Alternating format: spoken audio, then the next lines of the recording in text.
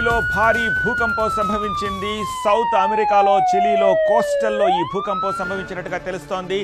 దక్షిణ తీర ప్రాంతాన్ని కుదిపేసింది. ఇది భూకంప తీవ్రత రెక్టర్ స్కేలుపై 6.8గా నమోదైంది. భూప్రకంపనలు తీరంలోని అనేక నగరాలను తాకినట్టు తెలిపింది అమెరికాలోని జియోలాజికల్ సర్వే.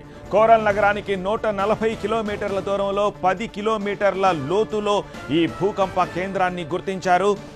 లా అరకోనియా, లాస్ రియోస్, లాస్ లాగోస్, బియో నగరాల్లో వేరువేరు తీవ్రతలతో భూమి కంపించినట్టుగా చెప్తున్నారు. అయితే ఇది సునామీకి దారి తీసే అవకాశాలు లేవని వెల్లడించారు. ఇక ఇప్పటి వరకు ప్రాణ నష్టం, ఆస్తి నష్టానికి సంబంధించిన సమాచారం అందలేదు.